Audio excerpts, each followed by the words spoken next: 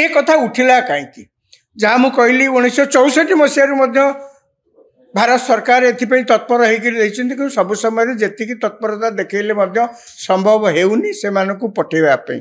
आम अनेक समय देखीचे उदाहरण स्वरूप भुवनेश्वर में अनेक लोग टैक्सी चलाउछन अनेक मिस्त्री काम करुँचारे अति संतर्पण से कहते आमे पश्चिमबंगर मेदिनीपुर जिले में आसीचु आमे पड़ोसी राज्यर अमुक जगार आसीचु से माने कहीं केबे कहूना खोलिकी कहूना जे से माने प्रकृत में बांग्लादेश अन्य कौन देश बेआईन भाव आईन भाव आसते कहूना भयर कहूना केवल सेतिकी नुहे आमर बांग्लादेश सहित संपर्क अतीत बेस भल थिला कहू गले आमे से देश को जन्म देचु 1971 मसीह जितेबले बांग्लादेश मुक्ति बाहिनी योद्धा मैंने लड़ुते से भारतर सैन्य मैंने भारतर प्रत्यक्ष इंटरवेंशन जोगु बांग्लादेश से गोटे नुआ देश भाव में जन्म लाभ करने को सक्षम होता ना तो पाकिस्तान पूर्व पाकिस्तान भाव में रही सेमती अत्याचारित होते से लोक मैंने प्रतिवाद कले आमे साहाय्य कले उद्देश्य जहाँ था ना कहीं नुआ बांग्लादेश स्वाधीन बांग्लादेश जन्म है बांग्लादेश जो सब सरकार आसिले सहित भारतर संपर्क उत्तम थिला भारत एबे मध्य जेते प्रकार प्रतिरोध किए कोठी कले मध्य जेते प्रकार आम सहित शत्रुता कले मध्य भारत तार नीति और परंपरा अनुजाई पड़ोसी राष्ट्र मानक सहित विशेषकर सबु बेले सुसंपर्क रखी आसी सत्वे अनेक समय देखा जाउची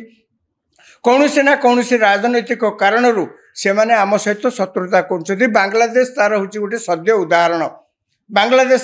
जे पर्यंत प्रधानमंत्री हसीना थिले से पर्यंत आम देखीचे बांग्लादेश सहित आम संपर्क भल थिला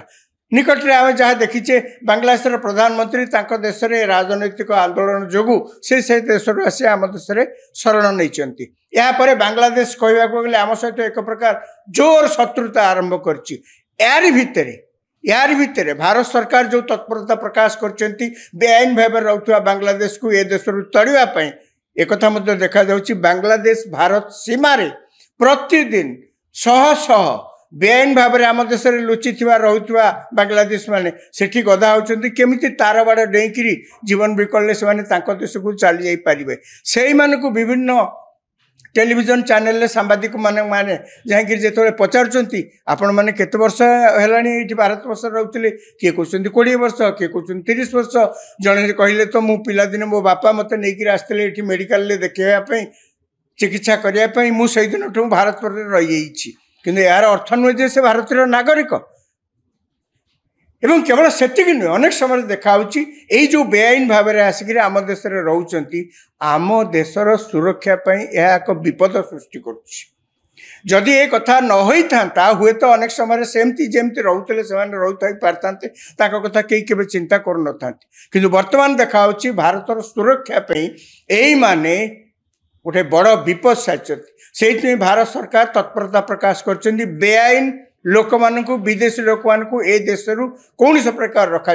ए प्रकार नीति केवल जे आमे अवलंबन करा नुहे निकट में समस्ते देखिए अमेरिकार नुआ राष्ट्रपति जो डोनाल्ड ट्रंप आसिले देश में बेआईन भाव में जिते लोक सब विभिन्न देश जाऊे कहीं अमेरिकार जावा अमेरिकार रहा अमेरिकार रोजगार करवा अनेक लोकंकर सारा पृथ्वी में अनेक लोकंकर स्वप्न थाए किए आईन भाव में से देश को जाऊँगी आउ कितक बॉर्डर सीमा भितर गली पचिकी बेआईन भाव में देश में पशि जाऊँच अमेरिकार ट्रंप सरकार आसला से आम समस्ते देखीचे गोड़े बेड़ी हाथ में कड़ी पकईकि विमान ने से देश को देशांतर कर भारत को भारत में अनेक देखा अनेक लोग जो मैंने बेआईन भाव में अमेरिका को जाइए हाथ में कड़ी गोड़े बेड़ी पकईकि पठे